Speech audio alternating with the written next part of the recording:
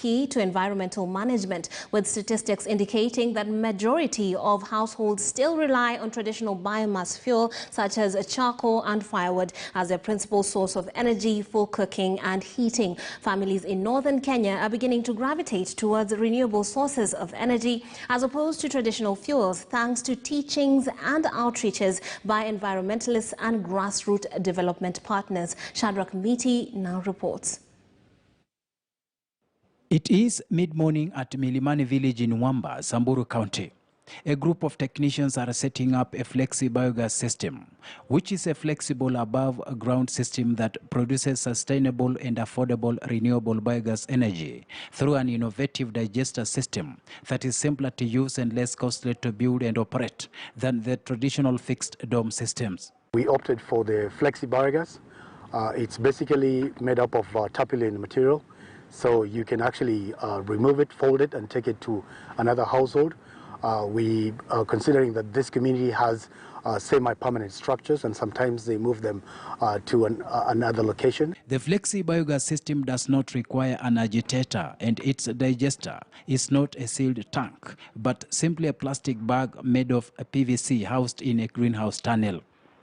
It is portable, affordable, easy to install, and simple to operate, especially in hardship areas such as ASAL and refugee camps. So the dome system does not work for these communities because these communities are nomadic and have semi-permanent structures. Environmentalists argue that deforestation through uncontrolled wood harvesting does not only contribute to the rising levels of carbon dioxide in the atmosphere, but it also threatens the local ecosystems and biodiversity.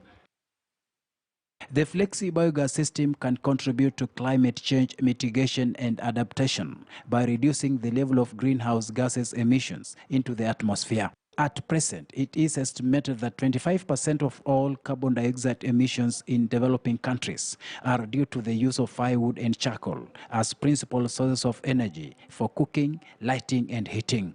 The unit can cook for up to 12 people in a household, and that tells you that that household saves about 4 bags of charcoal a month, which accounts for one full tree, a 10-foot tree. You're looking at a lot of trees saved. More men are now embracing the idea of environmental conservation as women point out the impact of the project in their lives. Kazi yetu sasa ni kujaribu kuangalia na kuona hii misitu imechungwa, mazingira imechungwa, na watu wasaidie pia kufanya rehabilitation kwa ile mahali imeharibika. Napika sufuria 2 safari moja, na inasaidia wakati yake ni kidogo hata ya kupika. Sio kama makaa ya kuhakisha unaweka nje, unaongojea. Hii sasa ni kiberiti tu na inawaka. The average Kenyan woman walks a distance of nearly 3 kilometers every day, carrying a weight of up to 30 kilograms of firewood on her back. However, through this initiative, it is expected that more women will have access to non-polluting, renewable and efficient sources of energy, which will save them from collecting and carrying firewood, exposures to smoke in the kitchen, time consumed for cooking and cleaning utensils, and most importantly, have a biogas system which produces enriched organic manure, which can replace chemical fertilizers, leading to improved farming yields for food security. Kwangu nyumbani tulikuwa tunatumia jiko ya mawe 3. Hiyo mawe 3 nilikuanga na shida ya moshi kwa macho mpaka hata nililazwa hospitali. As so many people in Kenya still cook with wood and even worse with charcoal, is not only bad for the environment, but also it is very bad for the health of the individuals. The systems can run on all biodegradable materials such as animal dung, vegetable or kitchen waste, food waste, garden weeds and market waste. Shadrach Miti, KTN News.